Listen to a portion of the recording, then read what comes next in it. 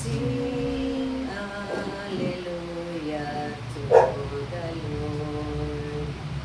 Sing hallelujah to the Lord. Sing hallelujah.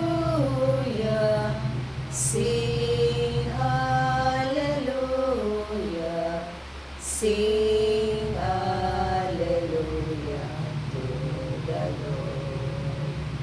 Jesus is risen from the dead. Jesus is risen from the dead. Jesus is risen. Jesus is risen. Jesus is risen from the dead. Ang mabuting balita ng ating Panginoon ayon kay San Juan. Papuri sa iyo, Panginoon. Napakita si Jesus sa pitong alagad. Pagkatapos muling napakita si Jesus sa mga alagad sa tabi ng mawa ng Tiberias, ganito ang pangyayari. Nagkakasama sila si Pedro, Tomas at pinakiliang tambay, Nathaniel at Cana, Galilea, ang mga anak, Zebedeo at dalawa pang ang lagad. Sinabi sa kanila ni Simon Pedro, "Mangisda ako, sumama kami." Sasama kami. Wika nila. Umalis sila at lumunan sa bangka.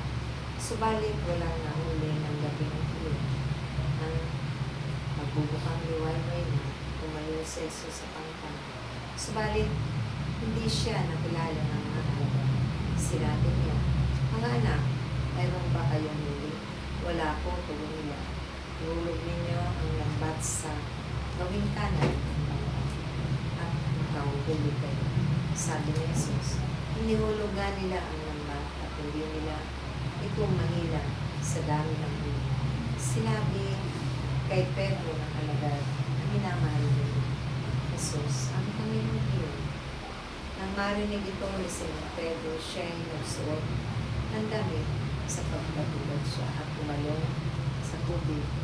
Ang kasama niyang mga alagad ay sumapit sa pangka, sakay ng munting bangka. Hila-hila ang lambat na puno ng isda. Hindi sila gaano kalayuan sa pangka. Mga 70 metro lamang. Pag-ahon nila sa pangka ay nakakita sila roon ng mga baga na may isdang nakain at ilang pinakain. "Magdala kayo rito ng ilang isda na huli ninyo," sabi ni Jesus. Kaya't sumampa sa pangka si Simon Pedro at tinila sa pangka ang lambat na puno ng malalaking isda. Sa lahat hindi na niya napuno ang lambat. Kahit gaano karaming isda. "Halika kayo at mag-almusal tayo," sabi ni Jesus.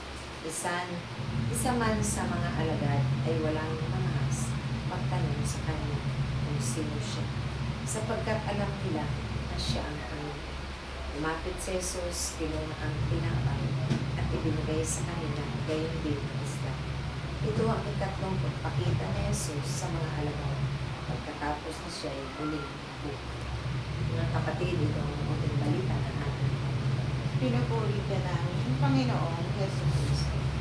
Sing